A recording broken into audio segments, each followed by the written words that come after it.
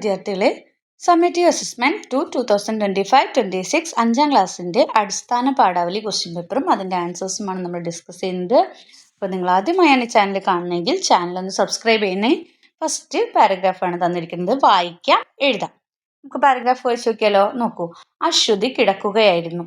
അമ്മ വന്ന് അവളോട് എഴുന്നേൽക്കാൻ പറഞ്ഞു. അവൾ എഴുന്നേറ്റ് പുറത്തേക്ക് ഇറങ്ങി. എന്തൊരു തണുപ്പ്! അവിടെ ഒരു കിളിയെ നോക്കിയിരുന്ന സമയം പോയതറിഞ്ഞില്ല. സ്കൂളിൽ പോവാൻ നേരത്ത് അതാ രാവിലെ കണ്ട കിളി നിലത്ത് വീണ് കാൽ മുറിഞ്ഞു കിടക്കുന്നു. അശ്വതിക്ക് വിഷമമായി. വീട്ടിലോട്ടോടി വെള്ളവും തുണിയും എടുത്ത് കിളിയുടെ കാലിൽ കെട്ടി. പിന്നെ സ്കൂളിൽ പോകുമ്പോൾ ആ കിളി അതാ അവളുടെ തോളത്ത് വന്നിരിക്കുന്നു. മമിത ഹനാൻ. ഇതാണ് കഥ നിങ്ങൾക്ക് തന്നിരിക്കുന്നത്. ഇനി നിങ്ങൾക്ക് താഴെ ചോദിച്ചിരിക്കുന്ന ചോദ്യങ്ങൾക്ക് ഉത്തരം എഴുതാം.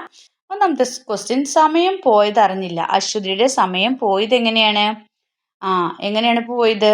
അവള് കിളിയെ നോക്കിയിരുന്നു അല്ലേ? ഓപ്ഷൻ ഡി ആണ് ശരിയായ ഉത്തരം. കിളിയെ നോക്കിയിരുന്നു. പാരഗ്രാഫിൽ തന്നെ ഉണ്ട് ഉത്തരം.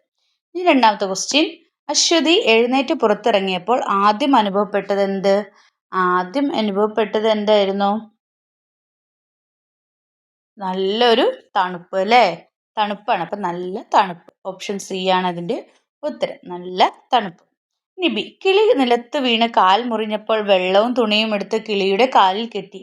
അശ്വതി ചെയ്തത് പിന്നിലുള്ള താല്പര്യം എന്താണ്? മനസ്സിലുണ്ടായ വിഷമവും സഹാനുഭൂതിയും സഹജീവികളോടുള്ള സ്നേഹം, മുറിവ് കെട്ടാനുള്ള കൗതുകം. എന്തായിരിക്കും? രണ്ടും ഉണ്ട് അല്ലേ? ഒന്ന് മനസ്സിലുണ്ടായ വിഷമമുണ്ട്, സഹാനുഭൂതിയുണ്ട്. രണ്ട്, സഹജീവികളോടുള്ള സ്നേഹവും ഉണ്ട്. അപ്പോൾ ഇതിൽ ഒന്നും രണ്ടും ശരിയെന്ന് കിടക്കുന്ന ഓപ്ഷൻ ഏതാണ്? ബി ആണ്. അപ്പോൾ ബി ആണ് നിങ്ങൾ ഉത്തരം എഴുതേണ്ടത്. ഒന്നും രണ്ടും ശരിയാണ്. ഇനി ഡി ക്വസ്റ്റ്യൻ, ആ കിളി അവളുടെ തോളത്ത് വന്നിരിക്കാൻ കാരണം എന്ത്? കിളിക്ക് കൂടില്ല, കിളിക്ക് പറക്കാനാവില്ല. അവളോടുള്ള നന്ദിയും സ്നേഹവും കൊണ്ട്, അവളോടുള്ള ദേഷ്യം കൊണ്ട്. എന്തുകൊണ്ടായിരിക്കും?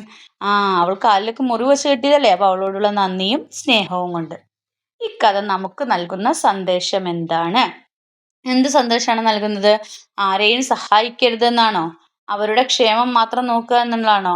മറ്റാർക്കും വേണ്ടി സമയം കളയരുത് എന്നാണോ? എല്ലാവരോടും സ്നേഹവും സഹാനുഭൂതിയും വേണം. അപ്പോൾ ഓപ്ഷൻ ഏതാണ്? Option D. എല്ലാവരോടും സ്നേഹവും സഹാനുഭൂതിയും വേണം എന്നാണ് പറയുന്നത്. ഇനി രണ്ടാമത്തെ ഒരു ഇത് നോക്കാം. രണ്ടാമത്തെ ക്വസ്റ്റ്യൻ ഇതെന്താണ്? സ്നേഹാനുഭവം. സ്നേഹം നമുക്ക് ശക്തി പകരും, ഹൃദയത്തിൽ സന്തോഷം നിറയ്ക്കും. വളർത്തു ജീവികൾ, പ്രിയപ്പെട്ടവർ, കൂട്ടുകാർ, ആരോടൊക്കെ നിങ്ങൾ സ്നേഹം പ്രകടിപ്പിച്ചിട്ടുണ്ടാവും? ഹൃദയത്തിൽ പതിഞ്ഞ ഒരു സ്നേഹാനുഭവം പങ്കുവയ്ക്കുക.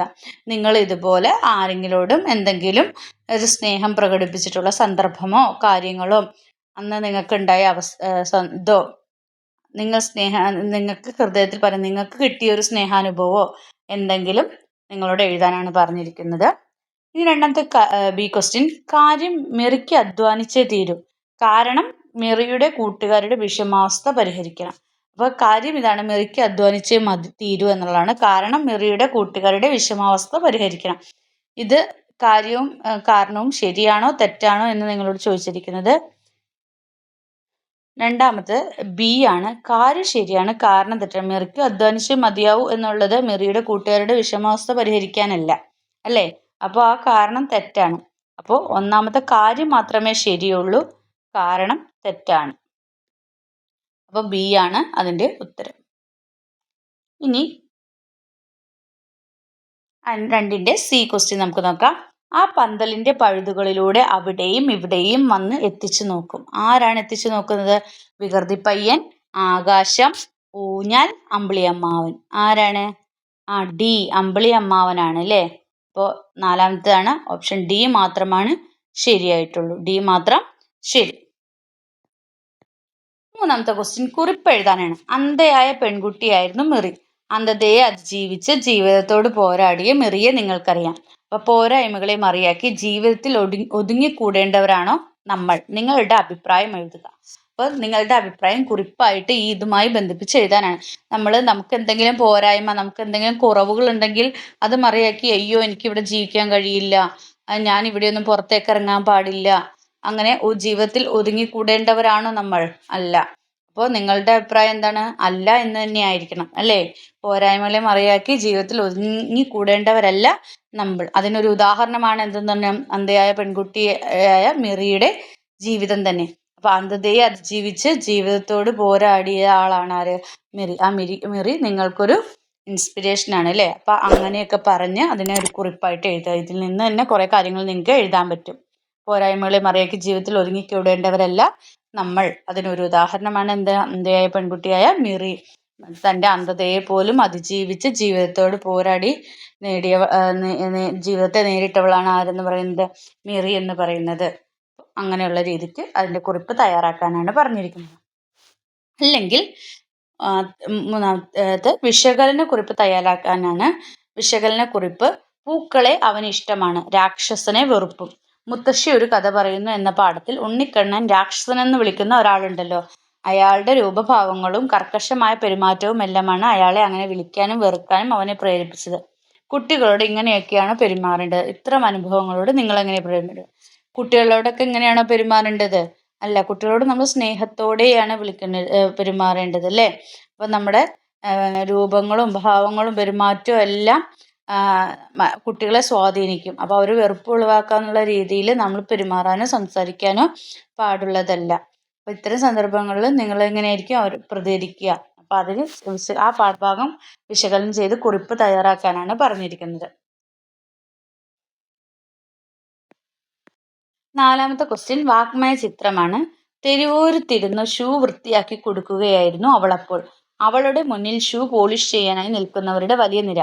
പാഠഭാഗം വായിക്കുമ്പോൾ നിങ്ങളുടെ മനസ്സിൽ മിറിയുടെ ആ ചിത്രം തെളിഞ്ഞു വരുന്നില്ലേ? ഇതിന്റെ മനോഹരമായ ഒരു വാഗ്മയ ചിത്രം എഴുതുക. അപ്പോൾ വാഗ്മയ ചിത്രം എഴുതുമ്പോൾ മിറിയുടെ രൂപം എങ്ങനെയാണ്, അവളുടെ ചുറ്റുപാടുകൾ എങ്ങനെയാണ്, അവളുടെ സ്വഭാവ സവിശേഷത എങ്ങനെയായിരുന്നു, അങ്ങനെ നല്ല ഭംഗിയിൽ അക്ഷരത്തെറ്റില്ലാണ്ട് എന്താണ് അവളുടെ ആ രീതിയിൽ എഴുതാനാണ് പറഞ്ഞിരിക്കുന്നത്. വാഗ്മയ ചിത്രം അങ്ങനെയാണ് എഴുതേണ്ടത്. അതിൻ്റെ എഴുതുമ്പോൾ മെറിയുടെ രൂപം, അവളുടെ വേഷം, അവളുടെ ചുറ്റുപാടുകൾ അല്ലേ, ഇതൊക്കെ വൃത്തിയായിട്ട് എഴുതണം. ഇനി അല്ലെങ്കിൽ നിങ്ങൾ അഭിപ്രായക്കുറിപ്പ് എഴുതാനാണ് പറയുന്നത്. ടോമോയിലെ കായികമേള എന്ന പാഠഭാഗത്ത് കൊബായാഷി മാസ്റ്റർ മത്സരങ്ങളൊക്കെ തീരുമാനിച്ചത് തകഹാഷിയെ കൂടി പരിഗണിച്ചാണെന്ന് വ്യക്തമായിരുന്നു. സംസ്ഥാന സ്കൂൾ ഒളിമ്പിക്സിൽ ഇൻക്ലൂസീവ് കായികമേളയും ഉൾപ്പെടുത്തിയതോടെ അവരും ധാരാളം മെഡലുകൾ നേടി വിജയാഹ്ലാദം പ്രകടിപ്പിച്ചത് നമ്മൾ കണ്ടു. പ്രത്യേക പരിഗണന അർഹിക്കുന്ന കുട്ടികൾക്ക് കൂടി കായികമേളയിൽ അവസരം നൽകുന്നതിനെക്കുറിച്ച് നിങ്ങളുടെ അഭിപ്രായം എന്താണ്? കുറിപ്പ് തയ്യാറാക്കുക. അതെ, നമുക്ക് എന്തെങ്കിലും കുറവുള്ള കുട്ടികളൊക്കെ ഉണ്ടാവില്ലേ? പ്രത്യേക പരിഗണന അർഹിക്കുന്ന കുട്ടികൾ കൂടി നമ്മുടെ ചുറ്റുപാടും നമ്മുടെ സമൂഹത്തിലും ഉണ്ടാവും അല്ലേ? അപ്പോൾ അവർക്കും പലവിധ കഴിവുകളും ഉണ്ടാകും. അപ്പോൾ അവരെ കൂടി നമുക്ക് കായികമേളയിലും മറ്റുള്ള എല്ലാ മത്സരങ്ങളിലും അവർക്ക് കൂടി അവസരം നമ്മൾ കൊടുക്കേണ്ടതാണ് അല്ലേ? ഈ പാഠഭാഗം വിലയിരുത്തി നമ്മൾ പല സാഹചര്യങ്ങളും പിന്നെ എല്ലാവരും പരിഗണിക്കപ്പെടേണ്ടവരാണെന്നുള്ള കാര്യം നമ്മൾ പ്രത്യേകം ഉൾപ്പെടുത്തണം. എല്ലാവരെയും നമ്മൾ ഈ സമൂഹത്തിലുള്ള എല്ലാവരെയും നമ്മൾ എന്ത് ചെയ്യണം? പരിഗണിക്കപ്പെടേണ്ടവരാണ്. അതൊക്കെ നല്ല ഉദാഹരണ സഹിതം നിങ്ങൾ എഴുതുകയാണ് വേണ്ടത്. ഇനി അഞ്ചാമത്തത് കഥാപാത്ര പരിചയമാണ്. ഇരുവശങ്ങളിലും പല്ലിളച്ചു നിൽക്കുന്ന സിംഹപ്രതിമയുള്ള വീട്ടിലെ പൂന്തോപ്പിൽ ഉണ്ണിക്കണ്ണൻ കണ്ട ആ രാക്ഷസനെ നിങ്ങൾ ഓർക്കുന്നുണ്ടല്ലോ. എന്തൊക്കെയാണ് അയാളുടെ പ്രത്യേകതകൾ? ആ കഥാപാത്രത്തെ പരിചയപ്പെടുത്തി കുറിപ്പെഴുതുക. അപ്പോൾ ക്യാരക്ടറാണ് എഴുതേണ്ടത്. രാക്ഷസനെ കുറിച്ചുള്ള രാക്ഷസന്റെ കഥാപാത്രത്തിന് കഥയിൽ എന്താണ് സ്ഥാനം, ആ കഥയിൽ എന്താണ് സ്ഥാനമെന്നും കഥാപാത്രത്തിന്റെ രൂപവും ഭാവവും ഒക്കെ എങ്ങനെയാണെന്നും കഥാപാത്രത്തെ വിവിധ സന്ദർഭങ്ങളുമായിട്ട് ആ കഥയിൽ പറയുന്ന വിവിധ സന്ദർഭങ്ങളൊക്കെ ആയിട്ട് ബന്ധിപ്പിച്ച് ആ കഥാപാത്രത്തെ കുറിച്ച് എഴുതുകയാണ് വേണ്ടത്. ഇനി ആറാമത്തെ ആസ്വാദനക്കുറിപ്പാണ്. ഒറ്റയല്ല, ആരുമില്ലാത്തവർക്ക് ആരെങ്കിലും ചെറു സ്നേഹവാക്ക് ഓതിയാൽ മാത്രം മതി. എങ്ങനെ ജീവിതം സൗഖ്യമല്ലേ എന്ന കേവല അന്വേഷണം മാത്രം മതി. ആരൊക്കെയോ എൻ്റെ ജീവന്റെ കാവലായി കൂടെയുണ്ടെന്നുള്ള തോന്നൽ മതി. ഒറ്റയ്ക്ക് അവർ തൻ്റെ ജീവിതത്തോണിയിൽ മെല്ലെ തുഴഞ്ഞു മുന്നേറിടാനായി. ശരദിന്ദു. സ്നേഹവും പരിഗണനയും ലഭിക്കുക എന്നത് ഏവരും ആഗ്രഹിക്കുന്ന കാര്യമാണ്. ജീവിതത്തിൽ മുന്നേറാൻ അത് വളരെ സഹായിക്കും എന്നാണ് പറഞ്ഞിട്ടുള്ളത്. അപ്പോൾ ഈ കവിതയിലെ ആശയം എന്താണ്? നമുക്ക് ആരുമില്ലാത്തവർക്ക് നമ്മളൊരു ചെറിയ സ്നേഹം കൊടുത്താൽ മാത്രം മതി അല്ലേ? അവർക്ക് സുഖമല്ലേ എന്നൊന്ന് അവനോട് അന്വേഷിച്ചാൽ മതി.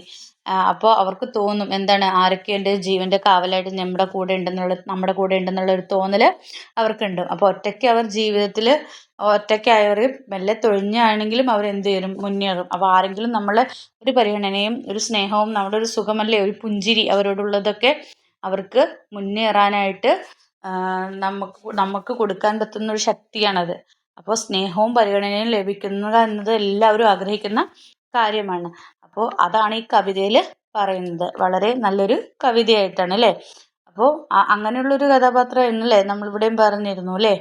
നമ്മളുടെ ഒരാൾ നമ്മളോട് സ്നേഹം പ്രകടിപ്പിച്ചു കഴിഞ്ഞ് കഴിഞ്ഞാൽ അല്ലേ നമുക്ക് ശക്തിയായിരിക്കും, ആ സ്നേഹം നമുക്കൊരു ശക്തിയായിരിക്കും, നമ്മുടെ ഹൃദയത്തിലൊക്കെ സന്തോഷം നിറയും. അപ്പോൾ അങ്ങനെ എല്ലാവരോടും സ്നേഹവും ഇതും നമ്മൾ പ്രകടിപ്പിക്കണം. അവർക്ക് വേണ്ട പരിഗണനയും നമ്മൾ കൊടുക്കണം. ജീവിതത്തിൽ ഒറ്റപ്പെട്ടു പോയവർക്ക് അവരെ ഒറ്റയാക്കാൻ വിടാതെ എല്ലാ പരിഗണനയും കൊടുക്കണം എന്നാണ് നമ്മൾ ഈ കവിതയിലൂടെ മനസ്സിലാക്കേണ്ടത്. അപ്പോൾ ഒറ്റയല്ല എന്നൊരു ബോധം അവർക്ക് കൊടുക്കുകയാണ്. അപ്പം ഇങ്ങനെയൊക്കെ പറഞ്ഞാണ് ഇതിൻ്റെ ആസ്വാദനക്കുറിപ്പ് എഴുതുന്നത്. ഇതിൻ്റെ ആശയവും ഇതിൻ്റെ ഭംഗിയും ആരെഴുതിയെന്നും ഒക്കെ പറഞ്ഞിട്ട് കവിത എനിക്ക് ഇഷ്ടപ്പെട്ടു എന്നുള്ള രീതിയിൽ നല്ലൊരു ആസ്വാദനക്കുറിപ്പ് തയ്യാറാക്കാനാണ് പറഞ്ഞത്. അപ്പോൾ നിങ്ങളുടെ എക്സാമുമായി ബന്ധപ്പെട്ടിട്ടുള്ള ക്വസ്റ്റ്യൻസ് ഇത്രയൊക്കെയാണുള്ളത്. അപ്പോൾ നിങ്ങൾക്ക് ഈ വീഡിയോ ഇഷ്ടമെങ്കിൽ ലൈക്ക് ചെയ്യുക, ഷെയർ ചെയ്യുക. ചാനൽ ആദ്യമായി കാണുന്ന കൂട്ടുകാരുണ്ടെങ്കിൽ ചാനൽ ഒന്ന് സബ്സ്ക്രൈബ് ചെയ്യണേ. Then see you again. Thank U.